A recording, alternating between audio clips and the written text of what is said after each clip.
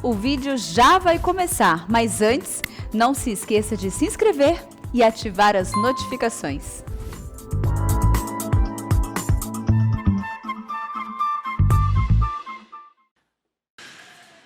Irmãos, vamos abrir a palavra de Deus em Marcos, capítulo 10, versos 46 em diante.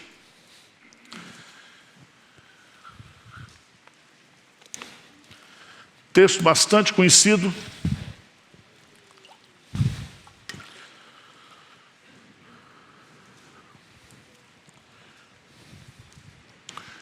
Eu quero meditar com vocês nessa manhã sobre o tema Jesus, a nossa única esperança. Amém? Nós não temos outra esperança nessa vida que não seja Jesus Cristo. Diz assim: e foram para Jericó. Quando ele saía de Jericó, juntamente com os discípulos e numerosa multidão, Bartimeu, cego mendigo, filho de Timeu, estava assentado à beira do caminho. E ouvindo que era Jesus o Nazareno, pôs-se a clamar: Jesus, filho de Davi, tem compaixão de mim. E muitos os repreendiam para que se calasse, mas ele cada vez gritava mais: Filho de Davi, tem misericórdia de mim. Parou Jesus e disse: chamai-o. Chamaram então o cego, dizendo-lhe: tem bom ânimo, levanta-te, ele te chama. Lançando de si a capa, levantou-se de um salto e foi ter com Jesus. Perguntou-lhe Jesus: que queres que eu te faça? Respondeu o cego: mestre, que eu torne a ver. Então Jesus lhe disse: vai, a tua fé te salvou. E imediatamente tornou a ver e seguia a Jesus estrada fora. Amém. Você que está aqui, você que está nos assistindo, quais argumentos bíblicos, teológicos, eu poderia usar para convencê-lo, para persuadi-lo a render-se completamente a Jesus Cristo como seu Senhor e como seu Salvador? Deus escolheu a mim e a você antes da fundação do mundo. Fomos eleitos de forma incondicional. Na plenitude dos tempos, Jesus Cristo veio e morreu na cruz, não para possibilitar a nossa salvação, mas para garantir a nossa salvação. Ele veio não para possibilitar a nossa reconciliação, mas para nos reconciliar com Deus. O Espírito Santo, terceira pessoa da Trindade, usou a mensagem do Evangelho e usa a mensagem do Evangelho para iluminar a minha mente, para me dar compreensão da eleição de Deus, da obra de Cristo, de tal maneira que eu sou convencido de que sou um pecador. Eu sou convencido de que no sangue de Jesus Cristo, na justiça de Cristo, eu tenho perdão dos meus pecados. E se eu não me convencer disso, eu serei convencido de que há um juízo final, onde nós acertaremos as contas com Deus. Jesus Cristo, Ele veio para nos redimir, para nos salvar. Jesus Cristo se fez pobre para que nos tornássemos ricos. Jesus Cristo se esvaziou para que nós pudéssemos ser cheios, plenos.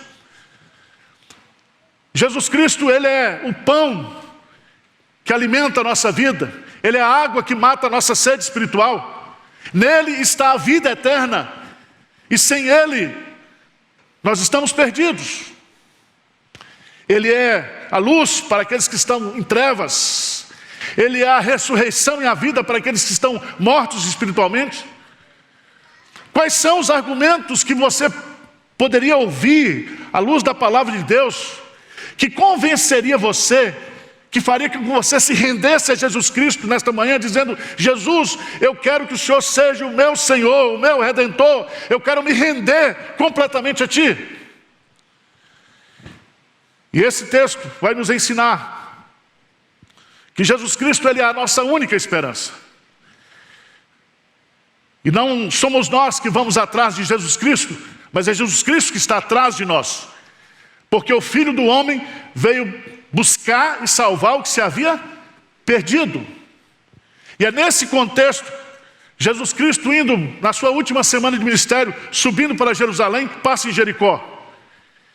E ali em Jericó, na sua agenda de salvação, tem a família de Zaqueu e tem o cego Bartimeu. E eu queria chamar a sua preciosa atenção para esse texto, porque Jesus estava cumprindo a sua agenda, estava indo para a cruz. E ele ia para a cruz para morrer por mim e por você, para garantir de forma definitiva a nossa redenção, porque ele é o bom pastor, e o bom pastor dá vida pelas suas ovelhas, e ele conhece as suas ovelhas. E Jesus, quando subiu na cruz, ele sabia por quem estava morrendo. Ele estava morrendo por mim e por você, para que através do seu sacrifício, para que através das suas pisaduras, fôssemos nós sarados, curados, definitivamente. Mas esse texto nos ensina, primeiro, que Jesus, ele é a única esperança para aqueles que estão sem esperança. E se nós formos estudar com detalhes a vida de Bartimeu, existem algumas características aqui que revelam o quanto aquele homem não tinha esperança. Primeiro, ele se tornara cego, completamente cego. Não diz que ele nasceu cego, mas diz que ele se tornou cego. E a cegueira, do ponto de vista da medicina da época, era uma doença incurável. Mas além do mais, havia toda uma interpretação teológica sobre o sofrimento humano.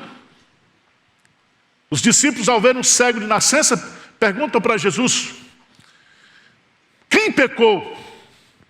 Ele ou seus pais, para que nascesse cego?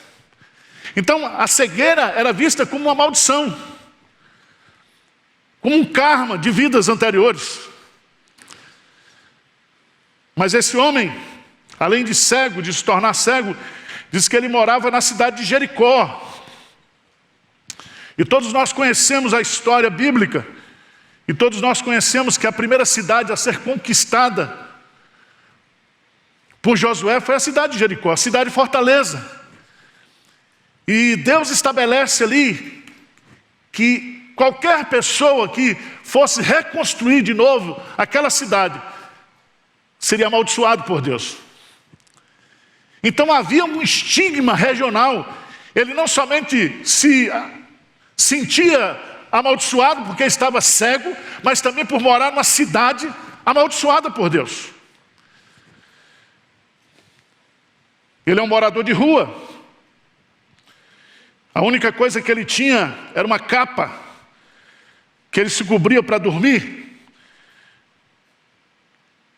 Mas de repente, ele fica sabendo que Jesus está em Jericó, que Jesus passava por Jericó.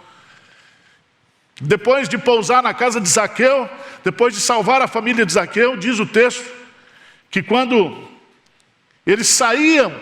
Jesus saía de Jericó, depois de passar a noite na casa de Zaqueu, salvar a família de Zaqueu, ele é, de uma certa forma, procurado por esse Bartimeu.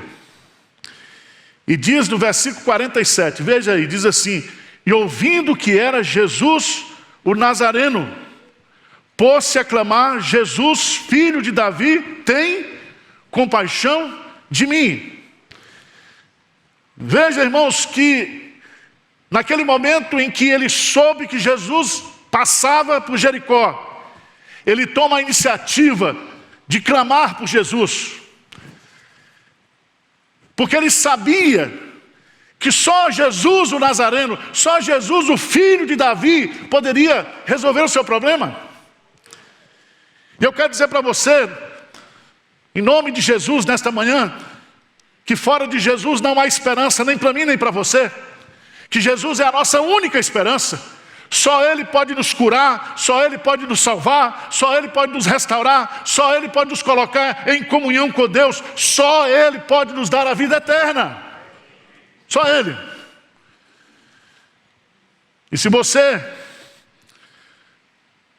não reconhecer isso, você passará a eternidade longe de Deus. Longe de Deus. E é tão interessante, porque provavelmente, sendo ele filho de Timeu, ele era um judeu.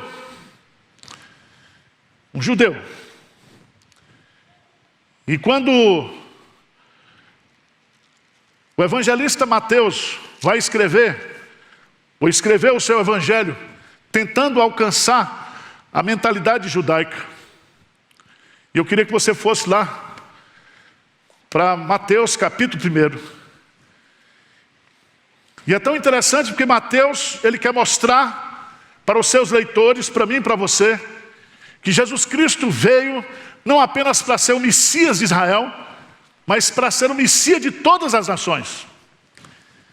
E para convencer-nos de que Jesus, ele é filho de Davi, ele é o Messias prometido, ele começa o seu evangelho com a genealogia de Jesus. Diferentemente de Lucas. E veja, no capítulo 1, versículo 1, diz assim: livro da genealogia de Jesus Cristo, filho de Davi e filho de Abraão. Ele é filho de Davi. Aqui se cumpre a aliança que Deus fez com Davi. Aqui se cumpre aquilo que está em Apocalipse capítulo 5, que Jesus, ele é o leão da tribo de Judá, da raiz de Davi. Ele é o Messias prometido. Ele veio para ser o Rei dos Reis, o Senhor dos Senhores. E é tão interessante, porque nesse capítulo 1 ele apresenta a genealogia de Jesus. E ao narrar o nascimento de Jesus, no versículo 20, diz assim: quando ponderava nessas coisas, eis que lhe apareceu em sonho um anjo do Senhor, dizendo: José, filho de Davi, não temas receber Maria tua mulher, porque o que nela foi gerado é do Espírito Santo. E aí, meus amados irmãos, lê comigo, por favor, versículo 21. O que diz aí? Ela dará à luz um filho, e lhe porás o nome de Jesus, porque ele salvará o seu povo dos pecados deles. Aqui está o cumprimento de Isaías capítulo 53. Ele não morreu por todos, mas ele morreu pela sua igreja, para salvar a sua igreja. Cristo amou a sua igreja e a si mesmo se entregou por ela. Ele comprou a sua igreja com seu precioso sangue. E é tão interessante, porque no capítulo 2, só Mateus narra a visita dos magos. Porque Jesus agora não será adorado pelos judeus, mas será adorado por todas as nações da terra. E por isso que é Mateus que coloca no capítulo 28 a grande comissão: e de fazer discípulos de todas as nações. E eu quero dizer para você, nesta manhã, que você clame por Jesus. Que você que está sem esperança, que você que está perdido, que você que está sofrido, sem expectativa, que você clame por Jesus nessa manhã. Que você grite: filho de Davi, tem misericórdia de mim. Tem misericórdia de mim. Mas em terceiro lugar, nós temos aqui, meus amados irmãos, a verdade profunda do Evangelho. Quando Jesus disse que aquele que o Pai trouxer a mim, de maneira nenhuma o lançarei fora. E veja, no versículo 49, diz assim: parou Jesus e disse: chamai-o. Presta atenção, porque aqui o Deus que escolhe, o Deus que redime, é o Deus que chama. E chama de forma irresistível. Porque quando ele ouve o recado de Jesus, de um salto, de um pulo, ele vem em direção a Jesus. Isso significa que a graça de Deus é irresistível. O chamado de Deus não pode ser rejeitado quando ele é feito no poder do Espírito Santo pelo próprio Cristo. Eu posso chamar você aos ouvidos, eu posso chamar você externamente, mas o chamado interno é feito pelo Espírito Santo. Chamai-o, disse Jesus, chamai-o. E Cristo está chamando você nessa manhã, chamando você das trevas para a luz, chamando você do pecado para a santidade, chamando você da morte para a vida. Creia nisso.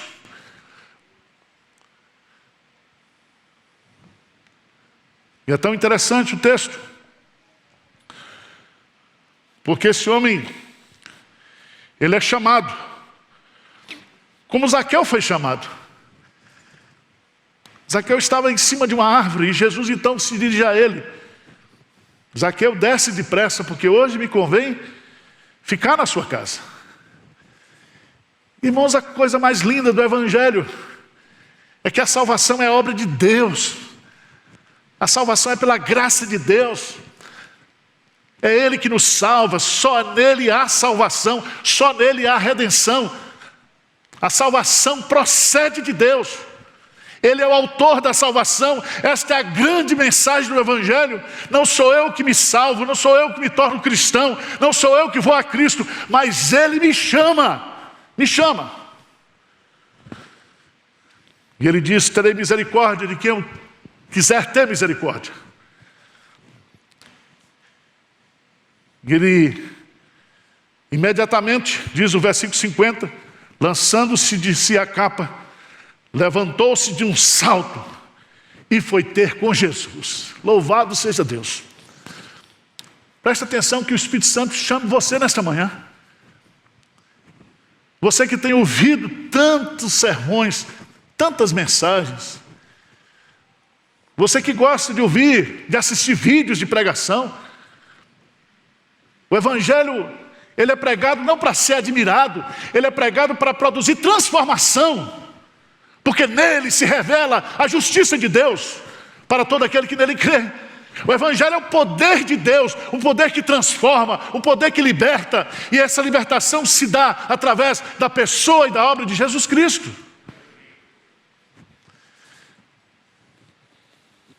Ele vai, e eu acho fantástico isso aqui, porque Jesus faz essa pergunta para mim e para você nesta manhã. Perguntou-lhe Jesus: que queres que eu te faça? Você acha que Jesus não sabia o que ele estava precisando?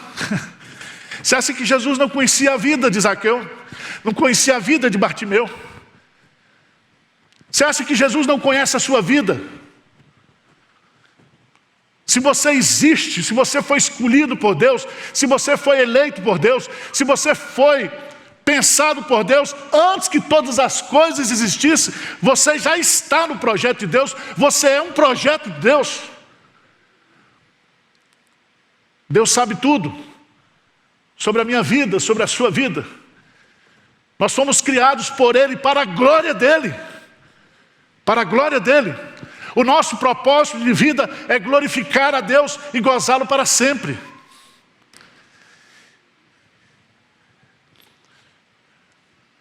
E ele responde, o cego: mestre, que eu torne a ver. Irmãos, que coisa extraordinária, porque aqui tem a cegueira física, e Jesus restaura, cura ele dessa cegueira física. Mas aqui está implícito, na expressão vai, a tua fé te salvou, que essa salvação não foi apenas uma salvação física, foi uma salvação porque ele cria que Jesus, o Nazareno, era filho de Davi, era o Messias prometido, era o Salvador do mundo. E diz o texto sagrado, que imediatamente ele tornou a ver, e diz que ele seguia Jesus, o quê? Estrada fora. Ele não volta para casa, ele não volta para suas atividades anteriores. A partir de hoje ele passa a ser um seguidor, um discípulo de Jesus. Ele passa a seguir Jesus estrada fora. Jesus diz: vinde a mim todos vós que estáis cansados e sobrecarregados, e eu vos aliviarei. Tomai sobre vós o meu jugo e aprendei de mim, porque sou manso e humilde de coração, e encontrarei descanso para as vossas almas. Porque o meu jugo é suave e o meu fardo é leve. Jesus traz alívio, mas Jesus traz descanso. E o descanso está justamente nessa caminhada com Jesus. Seguir a Jesus, ser um discípulo de Jesus, é o projeto mais fascinante da vida, porque começa aqui e entra pela eternidade. E eu quero desafiar você nessa manhã.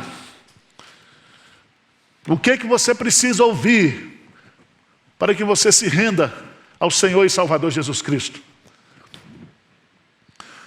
A palavra de Deus, ela não é palha, ela é trigo que alimenta. A palavra de Deus, ela é fogo, ela é martelo. E a palavra martelo aqui vem do ambiente do ferreiro, da bigorna. E nada, nem ninguém poderá resistir ao poder da palavra de Deus. E eu quero convidar você nesta manhã, para que você se renda ao Senhor. Para que você diga para Jesus nessa manhã: Jesus, filho de Davi, tem compaixão de mim, tem misericórdia de mim, me salve. Que eu torne a ver, que eu torne a crer, que eu tenha uma experiência real, pessoal contigo, no poder do Espírito Santo.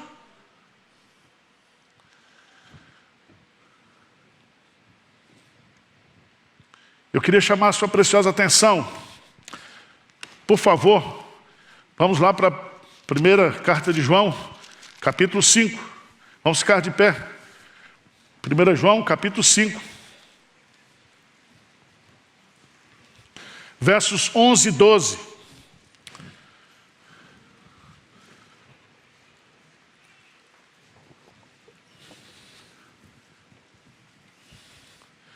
Vamos ler juntos a palavra de Deus, que aqui diz aí. E o testemunho é este, que Deus nos deu a vida eterna. E esta vida está no seu Filho. Aquele que tem o Filho tem a vida. Aquele que não tem o Filho de Deus não tem a vida. Você não tem vida sem Jesus. Você não tem visão sem Jesus. Você não tem satisfação sem Jesus. Se você não crê em Jesus, se você não se render a Jesus, se Jesus não passar a ser o seu Senhor, o seu Salvador, você continuará perdido, morto nos seus delitos e pecados, e consequentemente você passará a eternidade longe de Deus. Você quer que eu desenhe isso para você?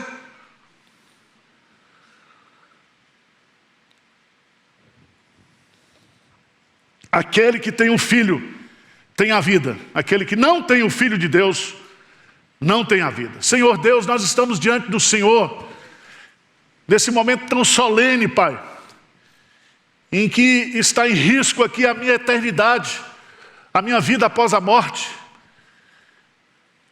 Pai, o Senhor conhece as pessoas que estão nos assistindo agora, pessoas que estão aqui, pessoas que estão longe, pessoas que estão perdidas, desiludidas, sem esperança. Pai, que o Teu Santo Espírito nesta manhã possa convencê-las de que Jesus, Filho de Davi, Ele é o nosso Senhor, Ele é o nosso Redentor, Ele é a nossa vida, Ele é a nossa esperança, a nossa única esperança, Senhor. E que toda essa desesperança, essa falta de perspectiva, seja tirada da nossa alma nesta manhã, e que nós possamos ter um encontro pessoal com Jesus, e que Ele venha matar a nossa fome, que Ele venha trazer satisfação desse relacionamento contigo, Deus. Faz isso, Senhor, por amor do Teu nome, para a glória do Teu nome, e para o nosso benefício e o benefício daqueles que são os Teus escolhidos. Essa é a nossa oração humilde em nome de Jesus. Amém, Senhor. Amém.